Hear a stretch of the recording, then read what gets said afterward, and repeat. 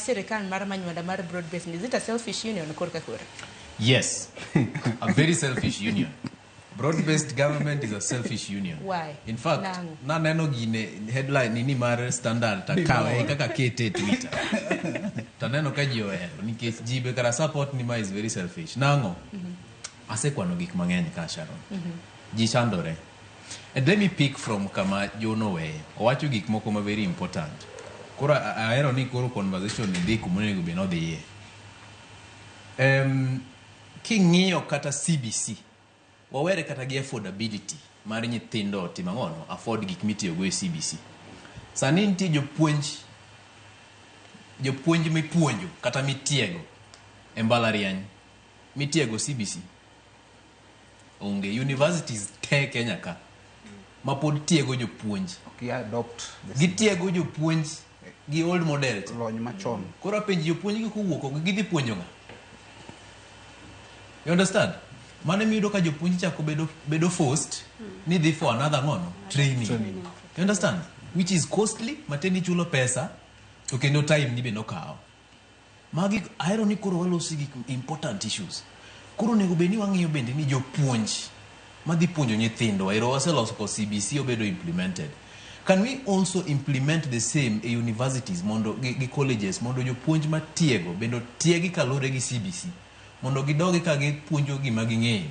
Ok ni chaki ketho ne ojende time ka gisetieko puonjre kendo gidhi tiegruok machielo mondo mi gitimo kono. Gibed capable of teaching the children. Koro matieni nyithindo wachandore kanyo. Ok wan gi jopuonj motieg maber to nyithindo bende ok nyal afford CBC nikech en expensive. Girshani owache lakini bende gima pod late na. Hospital moro iluongo ni Ladnan Hospital. Ung'e osewuoyo sana. In the month of March, Ladnan noyudo $1,000,000 the highest. Kata KU Teaching, Training and Referral Hospital pok oyudo. Tiwacho ni kirwa mar KU referral gi mar Kenyatta. Gi mar Kenyatta. Those are the two big hospitals in Kenya. Tok noyudo SHA maromo gi ang'ono gi Ladnan. Ladnan to ger kamoro bende kata building moko tieki. August $1,60,000. Pesa ni dhi kanye. To chairman mar SHA is the former nikoro en former co-founder mar mar Ladnan. Ok en former. Pod en tie mix en ni koro golre nikech no bed appointed to public office. Matieni ma ikwelogo. To I'm very sure ni okene okokwale kende. Nitie jomore. To nokete kanyo very strategically. Mar mondo megiyud kaka gisifon pesa mawuok e sirikal. Koro pesa itiyo go marach. Emomiyo koni yao. Ka wan gi broadbased is a selfish union. Anno kato ni penjo ni nango. Koro ema explain. Okay. Pesa kwalre 66 million nyalo apenji bwana. In kanya kichak tiyo gi jodi 2018 ni bire station. Pesa misayudo mosero 66 million. Okada wuoyo wacho. Lakini in short hata mong'iyo niya. Sharon king'iyo gima ng'ato kaka citizen kaka in gi an dwaro. Gimokwongo en chiemo. Nikech nyaki chieme kidagi. Gimar ariyo ni to bende in gi ot ewi, in gi shelter. Ti kumidake. Mar adek in gi chieth. Matieni inyalo dhi kituo tinyalo thiedhi. Mar ang'wen bende inyalo somo. Kinyathi makoro dongo inyalo dhi e skul. Gik moko ang'wen go are very important. Koro onego beni wang'iyo kata kwang'iyo dongruok ma broad-based mag John giwacho no sekedho.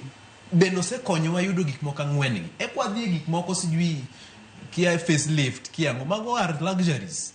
Mago are luxuries makidhi ng'ato mowuok migowa inuyoma does not know facelift mar stadium enango. Stadium ma wan go Siaya en achiel. Siaya kiwuok dalawa kidhi Siaya gi pikipiki en $600. How many people can find 600 in a day mondo they go Siaya neno stadium? It doesn't concern them. Gima concern them gin gik mokadi ang'wen. Chiemo. Bende wa empower jowa mar mondo mi gi pidh gik ma ginyalo pidho oduma, gwen, gine rech, gik moko bilago, alode. Bende watimo mano? Onge. Sani gweng'wa fertilizer minene wacho ni nobedo subsidized ni. Wan pok wayude. Bende wapenjre ga gigi waneno mne TV. You understand? Mano chiemo. Ot. Siachwa to ma okaluro wacho. Siachwa menigi the highest number of utlum. Ute maglum. Pode ni siachwa. Koro nitie jomoko ma koth goyo nikech ok ginyal gero ot. Chal ka gima gininde laro kata gininde kul kadhok. To mago dhano manie Kenya ka. In 2025, we are not in 1960. You understand? What is the role of the government? Though kaka jo foundation ni duty bearers. What is the role of duty bearers? Ma is the state according to the constitution. Ere gima gitim mar mondo mi joyud ute. Number dek, thieth. Ise winjo ni pes mar thieth emi kwaloni. Mano do ng'ama maingi mani. Ng'ama maingi mani makwalo pesa monego beni thiedhi go mano ng'ama negi. In short, sirikal gi jok mani kanyo ma gikwalo go pesa ma gitimo go mibadhi nego jo Kenya. Number 4, somo. Iwinjo ka ja university wacho ka sani. Okay? Ni nitie jok ma cannot afford this new funding model. What was the problem with the old model? There was no problem with the old model. One was somo gi bwana nachulo siling 26,000 in 1 year. 26,000 in 1 year. To accommodation nachulo siling 5,400 in 1 year. Sani ng'ama somo University of Nairobi kama na some chulo about 40 to 51,000. You understand? To fee ng'ama notimo law mana timo chulo more than 200,000. More than 10 times what I paid in a year. Koro wadhi kanye? Bende wadongre dir. Bende sirikal ose-ensure ni wayudo gik moko 4 monego beni wayudo ma japiny onego beni yudo mokwongo. Omiyo nyaka wapenjre penjogo. Broadbased has not ensured ni mago timore. Broadbased only created positions. Broadbased okelo ni koro sani wakoni ni stima nendo gine ka. Stima nendo ugenya ka. To pesa, mifuko mar pesa nindo dhiwa. Nindo kangane, korgi mbadi. That is a sham.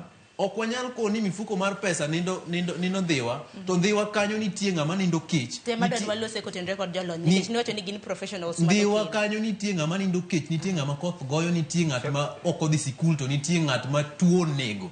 To wako ni mifuko mar pesa nindo dhiwa. Nitie gima nyaka wayiere okar.